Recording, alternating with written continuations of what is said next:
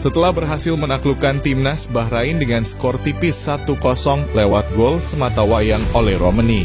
Timnas Indonesia kini berada di peringkat keempat dengan raihan 9 poin dari 8 laga yang dilakoni. Pasukan Patrick Kluivert menyisakan 2 laga lagi, yakni melawan timnas Cina di 5 Juni dan melawan timnas Jepang di 10 Juni 2025 ini. Jika melihat dari tabel klasemen grup C, nampaknya timnas Indonesia sangat sulit untuk bisa lolos otomatis ke Piala Dunia 2026. Pasalnya, selain Jepang yang sudah memastikan lolos ke Piala Dunia 2026, timnas Australia diprediksi kuat bakal menemani Samurai Biru ke putaran final Piala Dunia, yang saat ini berada di peringkat kedua dengan raihan 13 poin. Dengan menyisakan 2 laga ini, timnas Indonesia harus benar-benar tampil maksimal. Minimal wajib menang melawan timnas Cina dan minimal seri melawan timnas Jepang. Tambahan 4 angka ini akan membuat timnas Indonesia mengoleksi 13 poin dan akan mengamankan peringkat ketiga atau 4 yang akan kembali berjuang di round keempat. Untuk menyambut 2 laga penting tersebut, PSSI dikabarkan sudah menghubungi 3 pemain amunisi baru untuk memperkuat timnas Indonesia. 3 nama itu adalah Tristan Goijer dari Ajax Amsterdam, Jayden Oosterwolde dari Fenerbahce SK, dan Miliano Jonathan dari FC Utrecht. Tentu dengan hadirnya 3 pemain baru ini akan membuat timnas Indonesia semakin kuat di semua lini. Lantas seperti apakah Patrick Kluivert meracik strateginya jika 3 pemain baru itu bergabung dengan skuad Garuda?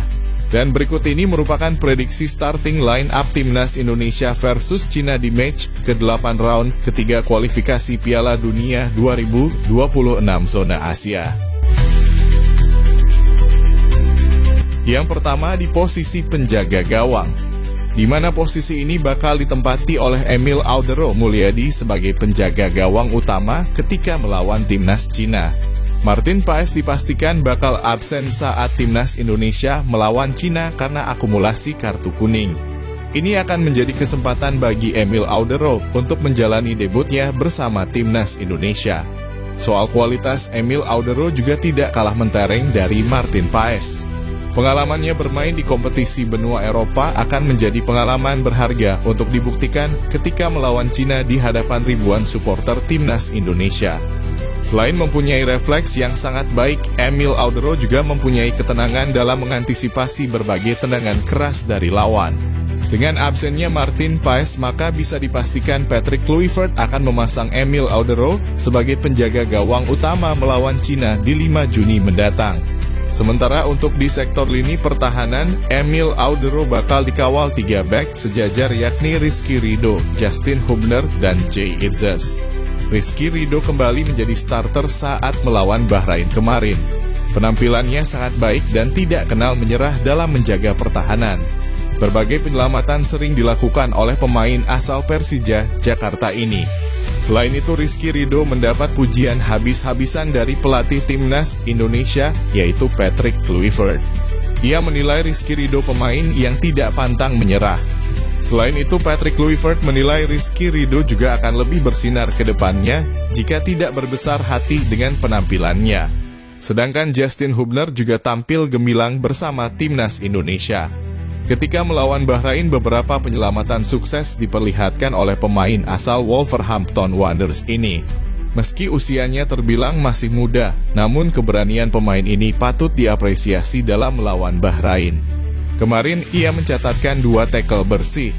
Yang pertama langsung menyambar pemain timnas Bahrain di pinggir lapangan, dan kedua ia melakukan penyelamatan krusial dalam kotak penalti. Melawan Cina nanti Justin Hubner layak kembali menjadi starter di skuad Garuda. Sedangkan Jay Itzes menjadi benteng terakhir di lini pertahanan timnas Garuda. Jay Itzes lebih bermain tenang dan kedewasaan. Selain ditugaskan sebagai seorang kapten timnas, Jay Itzes juga mengontrol permainan timnas Indonesia dari belakang. Selain itu, Jay Itzes juga akan ditugaskan untuk meladeni duel-duel udara yang kemungkinan bakal diterapkan oleh para pemain Cina. Sementara untuk sektor fullback kanan dan fullback kiri, di mana Sandi dan Calvin Verdong akan mengisi posisi ini. Hadirnya Kevin Dix membuat Sandy Walsh selalu menjadi pemain cadangan di skuad Garuda. Namun di saat melawan Australia dan Bahrain, penampilan Kevin Dix tidak terlalu memukau. Terlihat pemain asal Copenhagen ini selalu kehilangan bola dan passing yang kurang maksimal. Sandy Walsh nampaknya sangat cocok untuk menjadi starter saat timnas Indonesia melawan Cina. Sandy Walsh mempunyai lebih banyak pengalaman di skuad Garuda. Selain itu, Sandy Walsh juga terlihat lebih tenang dalam menjaga pertahanan dan membantu penyerangan. Sedangkan Calvin Verdong, kita sudah mengetahui betapa apiknya sosok pemain yang satu ini. Sejak debut dengan timnas Indonesia, Calvin Verdong selalu konsisten di dalam penampilannya. Selain solid dalam menjaga pertahanan, Calvin Verdong juga jago dalam membantu penyerangan dan kerap kali menebar ancaman di pertahanan lawan. Maka bisa dipastikan melawan Cina nanti Calvin Verdong akan tetap menjadi pilihan utama bagi Patrick Kluivert. Lanjut untuk sektor gelandang tengah atau pemain tengah, di mana posisi ini bakal ditempati oleh Joy Pelopessi dan Tom Haye. Joy Pelopessi sudah menjalani debutnya bersama skuad Garuda melawan Bahrain. Ia bermain full 90 menit penuh.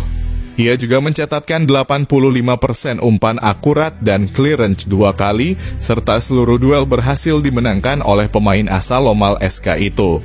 Selain itu, dengan hadirnya Pelopessi, permainan Tom Haye lebih leluasa dalam berkreasi untuk memberikan umpan manisnya kepada penyerang Garuda di lini depan.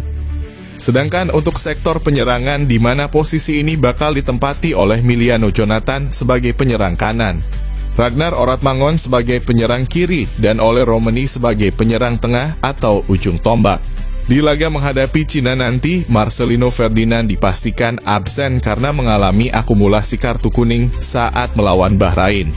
Jika Miliano Jonathan nanti resmi, maka pemain ini wajib starter saat melawan Cina. Pemain ini mempunyai permainan dan skill yang mirip legenda Belanda, yaitu Arjen Robben. Ketenangan dan kelincahan dalam melakukan serangan kerap kali membahayakan pertahanan lawan. Sedangkan Ragnar Oratmangon kembali tampil saat melawan timnas Bahrain kemarin. Bersama timnas Indonesia, Ragnar Oratmangon sudah mencatatkan 2 gol. Di putaran ketiga ini, Ragnar Oratmangon diharapkan kembali tampil maksimal di laga penting melawan Cina di 5 Juni mendatang. Sedangkan Ole Romeni akan menjadi ujung tombak di lini depan skuad Garuda. Ia akan disokong Miliano Jonathan dan Ragnar dari sisi kanan dan kiri. Ole Romeni juga disebut sebagai sosok striker yang dicari di skuad Garuda saat ini. Pasalnya, ia melakoni 2 laga dengan mencetak 2 gol. Ole Romeni ini diharapkan kembali tampil gemilang di saat melawan Cina nanti. Selain mempunyai naluri gol yang tinggi, Ole Romeni juga mempunyai kecepatan dan skill yang mumpuni. Kelincahannya kerap kali merepotkan pertahanan lawan. Maka tak heran jika pemain asal Oxford United ini selalu menjadi andalan di lini depan bersama skuad merah putih.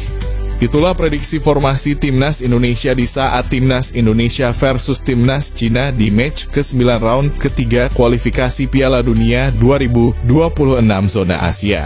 Semoga di pertandingan nanti timnas Indonesia mampu meraih kemenangan agar mimpi bermain di Piala Dunia 2026 semakin terbuka lebar.